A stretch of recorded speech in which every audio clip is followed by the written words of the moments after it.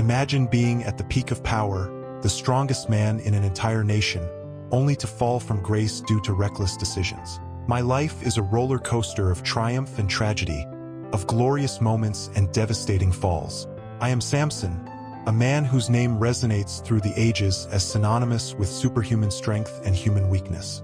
Imprisoned in a Philistine cell, blind and humiliated, I reflect on my journey. I wasn't born to be a conventional hero, but my story is filled with valuable lessons for modern life. Prepare for an epic journey where the supernatural meets the everyday, where faith and doubt intertwine, and where every decision, every choice, shapes a destiny. I am not just a figure of legend. My story is a mirror to the challenges we all face in life. How did I get here? Come and find out. It was a dark time for Israel. The Philistines, an aggressive and well-armed people, dominated our land. Their technological superiority, especially in the use of iron, made them practically invincible. They were masters of war and oppression, and we, the Israelites, were at their mercy. For 40 years, our people lived under their yoke, unable to rise against the overwhelming force of the Philistines. The oppression was not only physical but also spiritual. Our gods seemed distant while the Philistines worshipped their pagan gods, Astarte, Dagon, and Baal-zebub, in towering sanctuaries in their cities. But in the midst of this despair, hope emerged in an unexpected way through a heavenly announcement. The scene was desolate. Israel's progress as a nation was constantly hindered by the Philistines, who not only had superior weapon technology, but also employed aggressive military strategies that left our people at a constant disadvantage. They occupied the land between the Mediterranean and the Jordan River, a strategic location that allowed them to control trade and supply routes. The Israelites, with their bronze tools and weapons, stood no chance against the sharp steel of the Philistines. Moreover, these oppressors worshipped strange idols, and each defeat of Israel seemed to reinforce the supremacy of these pagan gods. It was a time of darkness, where the faith of many Israelites was tested to the extreme. In this context of oppression and suffering, my story begins. My father, Manoah, and my mother, a barren woman from Zorah, were desperate for a child. But God had a plan. An angel appeared to my mother, announcing that she would bear a son who would begin to deliver Israel from the hands of the Philistines. That son was me, Samson. From birth, I was set apart for God as a Nazirite, a commitment that meant my hair would never be cut, I would never drink wine or any strong drink, and I would avoid anything impure. My birth was not just a miraculous event, but a sign that God was still present among his people, ready to intervene and bring deliverance. My arrival into the world was anything but ordinary. My father, Manoah, and my mother, whose barrenness was a constant burden, received a divine visitation that would change their lives forever.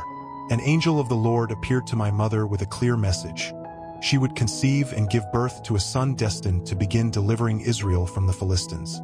This angel, with a radiant appearance and a countenance that blended humanity and divinity, instructed my mother to follow strict rules during her pregnancy. She was not to drink wine or consume anything impure.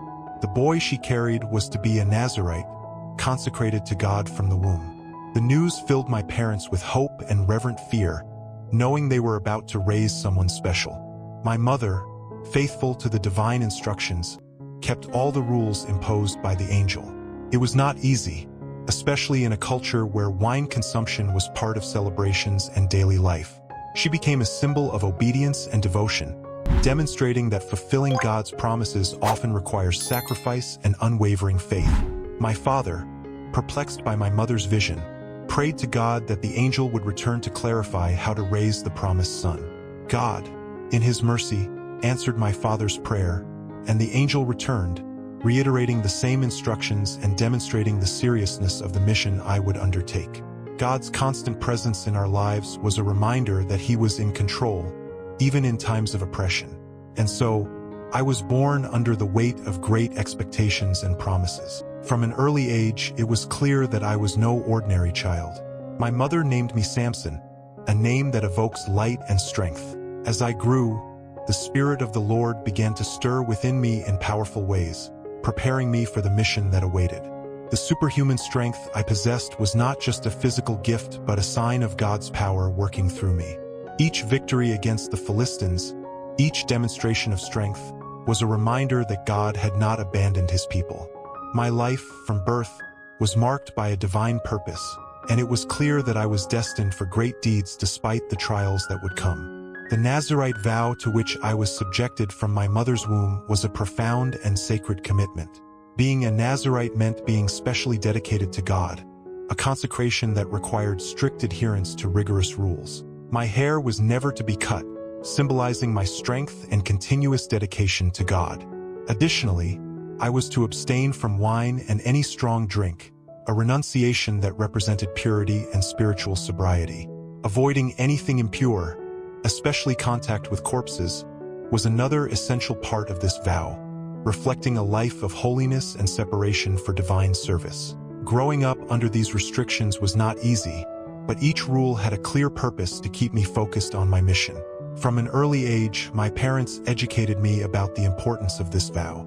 Every instruction was a preparation for the challenges I would face as the deliverer of Israel. The Nazirite life was a constant reminder that I was different, set apart for a greater cause. In a culture where wine consumption was common at parties and celebrations, my abstinence was notable and often questioned. But each time I refused a cup or turned away from a dead body, I was reaffirming my covenant with God. This dedication provided me with a strength that was not only physical but also spiritual, enabling me to perform feats that seemed impossible to others. My strength, therefore, was not just a matter of muscles and physical power but a manifestation of the Spirit of the Lord working through me. Each victory, each battle won against the Philistines, was a testimony to God's faithfulness to his promise.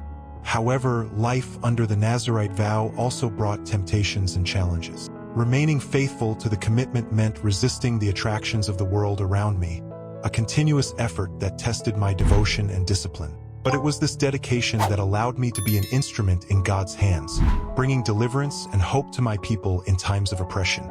My life, under the Nazirite vow, was a delicate balance between divine strength and human frailty. My strength was legendary, a gift directly linked to my commitment to God. From a young age, I demonstrated physical abilities that surpassed any other man. My strength was not just a physical attribute but a clear sign of God's power in action. On many occasions, I faced challenges that seemed insurmountable, and it was my faith, along with this extraordinary strength, that allowed me to overcome them. I clearly remember the first time I felt the Spirit of the Lord move powerfully within me, filling me with an indescribable energy. It was as if every fiber of my being was imbued with a strength that came directly from heaven, a living proof that God was with me.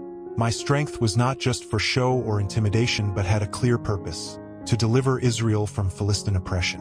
Each battle, each confrontation, was an opportunity to show my people that God was still powerful and capable of saving us. One of the most memorable moments was when, with my bare hands, I tore apart a lion that attacked me on the way to Timnah. This feat was not just a demonstration of strength but a message to the Israelites. If God could give me the power to defeat a lion, surely he could give us victory over the Philistines. My life was a continuous testimony of divine strength, a reminder that with God, nothing is impossible. However, this strength also came with responsibilities and temptations. It was easy to become prideful, believing that the strength was mine and not a gift from God. There were moments when my confidence in my own ability led me into complicated situations, distancing me from the true purpose for which I was called. Staying humble and aware that my strength was a divine gift was a constant challenge. I learned that true strength does not lie only in muscles but in the ability to recognize and depend on God's power. My journey, filled with victories and defeats, is a testimony to the importance of maintaining faith and humility, even when endowed with extraordinary gifts. My first love was a Philistine woman from Timnah, and this passion marked the beginning of many of my troubles. It all started when I saw her for the first time. It was a classic case of love at first sight. She was different from all the Israelite women I knew, and her charm captivated me instantly. I returned home determined to marry her and informed my parents of my decision. They were shocked and concerned, asking why I wanted to marry a Philistine, an enemy of our people. But my mind was made up, and nothing could sway me from this idea. This relationship, however, was destined to be tumultuous and filled with challenges. The desire to marry a Philistine was not just a family issue but also a spiritual and cultural one. The Philistines were our oppressors, and any alliance with them was viewed with extreme suspicion. My parents tried to dissuade me, reminding me of Moses' laws that warned against marrying foreign peoples, fearing it would lead us away from God. However, my stubbornness prevailed, and I insisted that she was the right woman for me. This relationship would become a catalyst for many conflicts, not just personal but also between the Israelites and the Philistines. Blind passion often leads to hasty decisions, and I was about to learn that the hard way. On the way to Timnah to arrange the marriage, I was attacked by a young lion. The Spirit of the Lord came powerfully upon me, and with my bare hands, I tore the lion apart. This event was not just a demonstration of strength, but also a sign of God's power protecting me. After this incident, I spoke with the woman and became even more enamored with her. However, the wedding, which should have been a celebration of union, quickly turned into a series of betrayals and manipulations. During the wedding feast, I presented a riddle to the 30 Philistine companions, which ended up becoming a dangerous game. My bride was coerced into betraying my trust, resulting in a cycle of revenge and violence that deeply marked my life. My wedding feast in Timnah was marked by a challenge I posed to the 30 Philistine companions, a riddle. The riddle was a common tradition, a form of entertainment and intellectual challenge. I said to them, "Out of the eater came something to eat, and out of the strong came something sweet." I offered them 30 linen tunics and 30 sets of festive clothes if they could solve the riddle during the 7 days of the feast. If not, they would have to give me the same. The riddle referred to the lion I killed and in which bees made honey, something only I knew. However, the situation quickly became tense when the Philistines, unable to solve the riddle, resorted to pressuring my wife to get the answer. The Philistines threatened my wife and her family if she didn't reveal the answer to the riddle. Under this coercion, my wife came to me, crying and pleading for the answer, claiming that I didn't love her enough to share my secret. Reluctantly, and after much insistence, I revealed the answer to her. She then passed it on to the Philistines. On the last day of the feast, the Philistines came to me with the correct answer: "What is sweeter than honey, and what is stronger than a lion?" I immediately realized that they had obtained the answer through my wife. Furious at the betrayal, I replied to them, "If you had not plowed with my heifer, you would not have solved my riddle." My wife's betrayal triggered a series of violent events. To fulfill my part of the deal, I went to Ashkelon, killed 30 men, and gave their clothes to those who solved the riddle. But my anger didn't end there. I abandoned my wife and returned to my father's house, filled with resentment and pain. This event not only destroyed my marriage but also ignited a deep hatred for the Philistines. My wife was given to another man, further increasing my rage and desire for revenge. This cycle of betrayal and violence marked the beginning of a personal war against the Philistines that would continue to shape my life and the history of my people. Consumed by anger and a desire for revenge, I planned a devastating attack on the Philistines. I captured 300 foxes, tied their tails in pairs, and attached a torch to each pair. Then I released the foxes into the Philistines' grain fields. The result was massive destruction. The crops, vineyards, and olive groves were all burned, causing enormous loss to our enemies. This act was not just retaliation for my wife's betrayal, but a clear message that Philistine oppression would not go unpunished. My actions, however, had serious consequences, triggering a spiral of violence and retaliation that would affect many. The Philistines, upon discovering who was responsible for the destruction, were furious. In a retaliatory act, they went to my father-in-law's house and burned him and my wife to death. This brutal attack only fueled my thirst for revenge. My response was swift and merciless. I attacked the Philistines with great fury, killing many of them. The cycle of violence seemed endless. Each action of mine provoked an even fiercer reaction from the Philistines. I was trapped in a cycle of hatred and destruction, a constant battle that consumed both me and my enemies. My revenge, although satisfying at the moment, came at a high cost. The bloodshed fed more bloodshed, and violence begot more violence. There was no end in sight.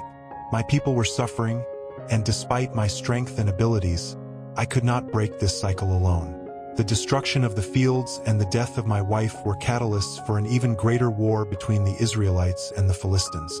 My life became a series of incessant battles, each one fiercer than the last. Anger and the desire for revenge, though justifiable, were corroding my soul and driving me further from the divine mission for which I was called. After the tragic events that marked my marriage, my anger against the Philistines reached a critical point. In a fit of rage, I went to the Philistine city of Ashkelon and killed 30 men, taking their garments to pay the debt of the riddle. This act of violence reflected the pain and betrayal I felt, an attempt to find some form of justice amid the chaos. But the slaughter in Ashkelon was not enough to quench my thirst for revenge. My soul was in turmoil, and every life I took seemed only to increase my desire for more retaliation. The strength that God gave me was being used in ways I could never have imagined, and each battle drove me further from the divine purpose. The Philistines, unwilling to let my violence go unanswered, intensified their attacks on my people.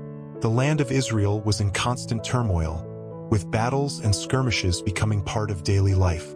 My own tribe, the tribe of Dan, was divided between supporting my actions and fearing the consequences. I was a hero to some, but to others my thirst for revenge was bringing more destruction than salvation. Philistine oppression continued relentlessly, and my response to this oppression was only perpetuating a cycle of violence and suffering. I was trapped in a snare of my own making, and each act of retaliation seemed only to entangle me deeper. Amid this spiral of violence, I began to question the true purpose of my strength. God gave me this gift to deliver my people, but it seemed I was doing the exact opposite. Each battle, each life taken, drove me away from the original mission. I was a man divided between the desire for revenge and the divine call to lead and protect my people.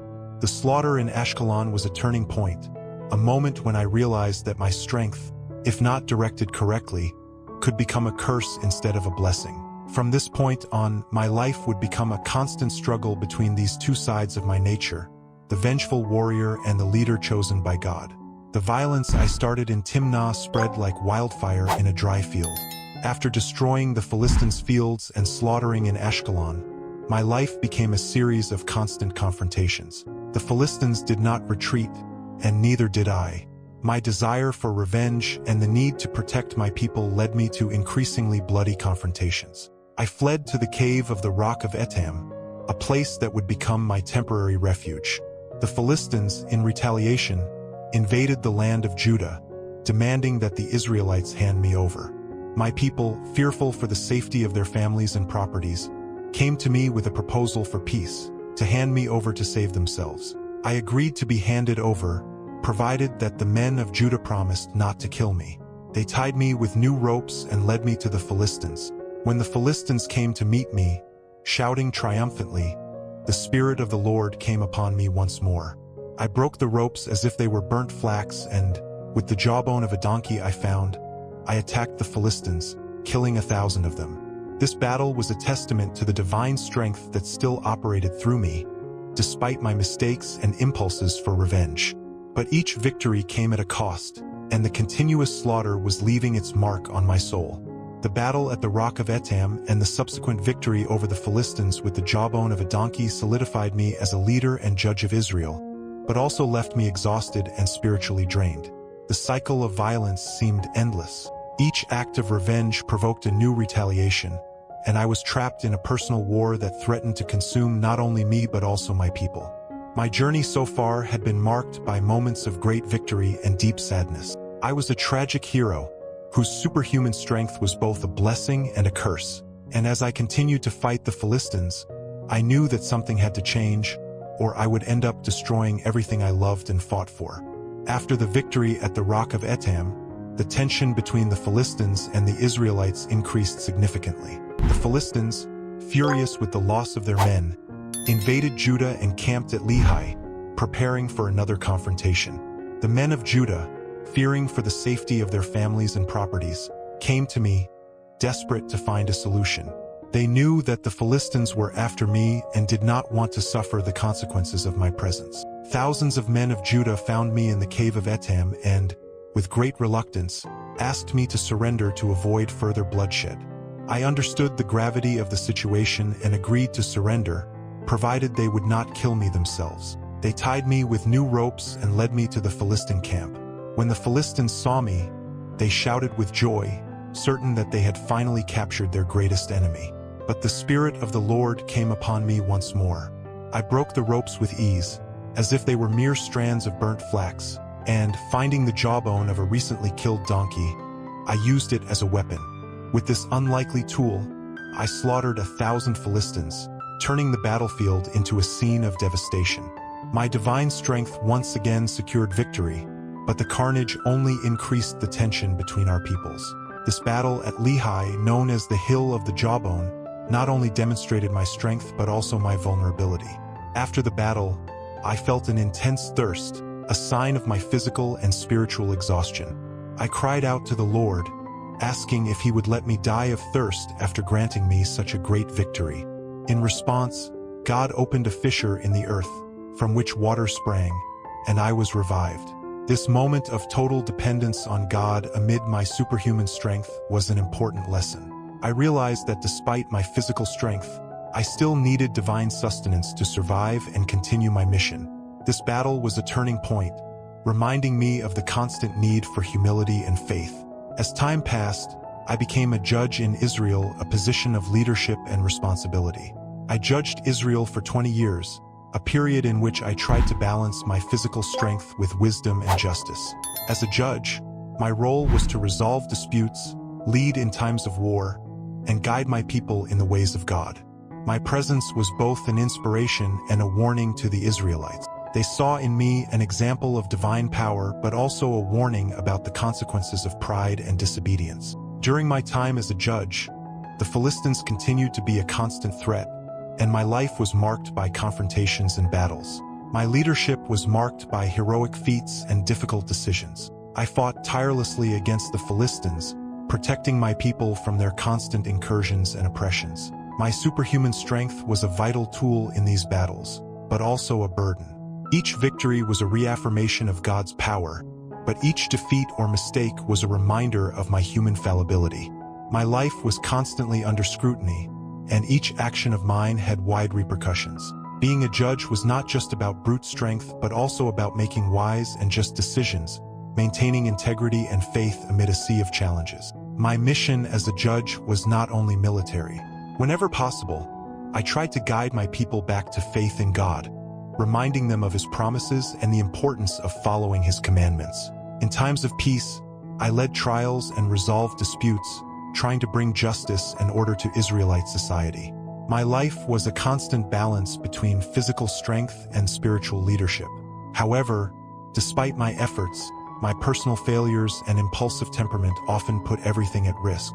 My trajectory as a judge was a mixture of triumphs and tragedies, victories that inspired my people and mistakes that made them question my legacy.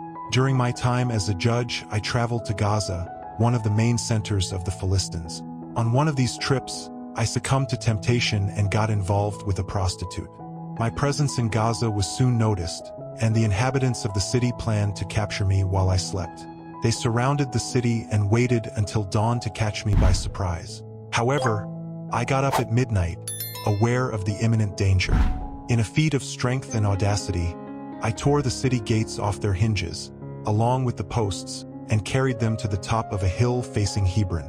This act was not just a demonstration of strength, but also a declaration of defiance to the Philistines, showing that their fortified city could not contain me. The episode in Gaza was a mixture of bravery and imprudence. My strength was undeniable, but my tendency to yield to temptations put my mission and my people at risk. The prostitute in Gaza symbolized my internal struggles, the battle between my carnal desires and my divine calling. While tearing the gates and carrying them away was a heroic act, my presence in Gaza and involvement with a prostitute highlighted my vulnerabilities and human failings. This episode was a reflection of my life, a blend of impressive strength and weaknesses that constantly threatened my mission. The Philistines, frustrated by their failed attempts to capture me, continued to seek ways to defeat me. My audacity in Gaza served to reinforce my reputation as a formidable enemy, but also increased the Philistines' determination to destroy me. Each victory seemed only to provoke more hatred and a desire for revenge. My life was becoming a series of direct confrontations, each more dangerous than the last. Despite my strength and the victories I achieved, my personal choices often complicated my mission. The episode in Gaza was a constant reminder that even the strongest of men can be brought down by their own weaknesses and temptations. My life changed drastically when I met Delilah, a woman whose beauty and cunning would be my downfall. Delilah was unlike any other woman I had known. She not only captured my heart but also my trust. The Philistine leaders, seeing an opportunity, offered her a large sum of money to discover the secret of my strength. Delilah accepted the offer and began to persistently interrogate me about the source of my power. Initially, I played with her questions, giving false answers. I told her that my strength would be lost if I were bound with new ropes or if my hair were woven into a loom. But each time she tried, I easily broke free. Delilah, determined and relentless, continued pressing me. Her persistence and charm eventually wore down my resistance. In a moment of weakness and fatigue, I revealed the truth. My strength was tied to my Nazirite vow and my hair, which had never been cut. Delilah waited until I fell asleep and then called a man to shave off my 7 locks. When I awoke, I immediately felt something was wrong. My power was gone, and the Philistines, waiting in the shadows, rushed in to capture me. I, who had been invincible, was now powerless. Delilah's betrayal was devastating. She not only deprived me of my strength, but also handed me over to my enemies. The Philistines captured me, gouged out my eyes, and took me to Gaza, where they bound me in bronze chains and forced me to grind grain in the prison. My life, which had been marked by heroic deeds and divine strength, was now in ruins. The trust one placed in Delilah and my vulnerability to temptation and desire led me to this terrible downfall. Delilah's betrayal is a grim reminder of how human weaknesses can lead to destruction, even for the mightiest among us. The cutting of my hair was not just the loss of my physical strength, but the breaking of a sacred vow that had been my source of power. From my mother's womb, I was consecrated to God as a Nazirite, and my hair was never to be cut. This symbol of my dedication to God was the key to my strength, a tangible connection to divine power. When I revealed this secret to Delilah, and she cut my hair, I lost not only my strength but also my bond with God. I awoke that morning feeling weak and vulnerable for the first time in my life. My trust had been my ruin, and now I was in the hands of my enemies. The Philistines took advantage of my newfound weakness. After cutting my hair, Delilah called the Philistines, who quickly captured me. They gouged out my eyes and took me to Gaza. There, they bound me and put me to work grinding grain in the prison, a task reserved for the most humiliated slaves. My life, once full of victories and demonstrations of divine power, was now reduced to a routine of exhausting work and shame. The loss of my strength was a constant reminder of my failure to keep my commitment to God. The weight of my actions and the consequences of my betrayal were almost unbearable. In the darkness of the prison, I had a lot of time to reflect on my life and my choices. The physical blindness was a reflection of my spiritual blindness. I had allowed pride and desire to cloud my judgment, leading me away from my divine purpose. But even in my humiliation, I did not completely lose hope. My hair began to grow back, a sign that perhaps I was not entirely abandoned by God. This small sign gave me the strength to continue, and I began to cry out to God for one last chance at redemption. My journey was far from over, and even in the darkness, there was a spark of hope and the possibility of one last act of heroism. Blindness and captivity were undoubtedly the most humiliating moments of my life. Once an invincible warrior, I was now reduced to a blind prisoner, chained and forced to perform slave tasks. The Philistines, my longtime enemies, wasted no time in displaying me as a war trophy. My capture was not just a military victory for them, but also a symbolic victory over the God of Israel. Being taken to Gaza, the same city where I once tore off the gates, was a bitter blow. The strength that made me unique was now lost, and I, a man once feared, was at the mercy of my captors. While grinding grain in the prison, I had a lot of time to reflect on my actions and choices. Each day, each grain ground, was a reminder of the consequences of my betrayal and disobedience. My physical blindness was a reflection of the spiritual blindness that had led me to this point. I allowed my desires and pride to cloud my judgment, leading me away from the divine mission. The memories of my past victories were now painful shadows, contrasting with my current humiliation. But in the midst of this despair, I found a new form of dependence on God. I cried out to Him, seeking strength to endure and perhaps, one day, redeem myself. Though my situation was desperate, there was a sign of hope. My hair began to grow back, a symbol that God had not completely abandoned me. This small miracle gave me the strength to continue. The sensation of my hair growing reminded me of the power I once possessed, and I began to nurture the hope that there might still be a chance for redemption. I cried out to God, not for complete restoration, but for one last opportunity to fulfill my mission. My blindness and captivity, though painful, taught me the true dependence on God and the need for humility. In the darkness of my cell, a spark of hope began to shine again. In the darkness and isolation of the prison, my faith and hope began to revive. Each day spent grinding grain, I reflected on my life and choices. It was a time of deep introspection. The forced blindness made me see more clearly the flaws in my character and the importance of obedience to God. I was physically weakened and humiliated, but spiritually I began to find a new strength. I cried out to God, seeking not just redemption but also understanding and purpose.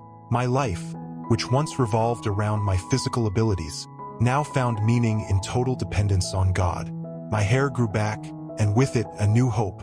Feeling the growth of my locks was like feeling the renewal of my connection with God. Each growing strand was a reminder that God's power was still at work, even in my weakness. The humility that emerged from this experience gave me a new perspective on my mission. I realized that my strength, my true strength, came from my faith and obedience to God. I was determined to seize any opportunity God gave me to redeem my mistakes and show my people and the Philistines the power of the God of Israel. The renewed faith brought me peace amid the chaos. While captive, the Philistines rejoiced in their victories, but I found solace in my growing faith. Each prayer, each cry to God, reinforced my determination to redeem myself. I knew that God had a plan, and even in my desperate situation, I could be used for a greater purpose. Reflection in prison taught me that true strength lies not only in muscles but in faith and spiritual resilience. I was ready for any challenge that came, knowing that with God, I could find redemption and fulfill my final destiny. The growth of my hair in prison was more than just a physical process. It was a symbol of redemption and spiritual renewal. Each day, I felt my locks growing longer, a tangible sign that my Nazirite vow was being restored. This growth gave me hope and made me believe that God still had a purpose for me despite my failures. My strength, once gone with the cutting of my hair, seemed to be slowly returning. It was a reminder that even in the darkest moments and deepest humiliations, God's grace can still work miracles. As my hair grew, so did my faith. I knew that God's power was returning to me, and this filled me with renewed determination. The sensation of my hair growing gave me a new perspective on my relationship with God and my purpose as a judge of Israel. I was determined to use this second chance to fulfill the mission God had given me from birth. I was willing to sacrifice everything to show the Philistines and my people that the God of Israel was the true power behind my strength. This period of growth was a time of preparation, where my spirit was strengthened for the final challenge to come. My opportunity for redemption finally arrived during a great Philistine festival, where all the leaders and nobles were present, celebrating their victory over me. They brought me out of the dungeon to entertain the crowd. At that moment, I asked a young servant to guide me to the pillars that supported the temple. With my hands on the pillars and my heart full of faith, I cried out to God for strength one last time. I knew this was my chance to redeem my mistakes and fulfill my destiny. God heard my cry, and my strength returned. I pushed with all my might, bringing down the temple and causing the death of myself and thousands of Philistines. This final act was both a sacrifice and a victory, showing that true strength comes from faith and obedience to God. The opportunity for redemption finally presented itself during a great Philistine festival in honor of Dagon, the god they believed had defeated me. All the Philistine leaders and nobles were present, celebrating their apparent victory over Israel's champion. They brought me to the feast to mock me, displaying me as a war trophy. My humiliation was complete, but I also felt that God was setting the stage for one last act of strength.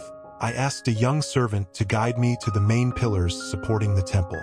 This was the moment I had been waiting for, the chance to show everyone that the God of Israel was still powerful and that my strength came from him. With my hands on the pillars, I prayed fervently to the Lord, asking for strength one last time.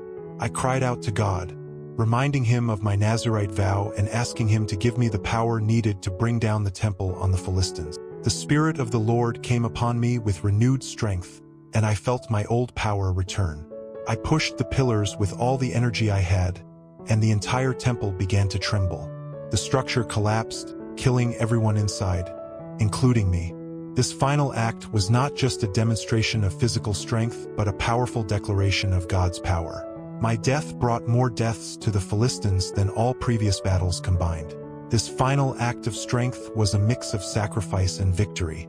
By bringing down the temple, I not only avenged my humiliation, but also dealt a devastating blow to Israel's enemies. My life, marked by mistakes and failures, found redemption in this final act.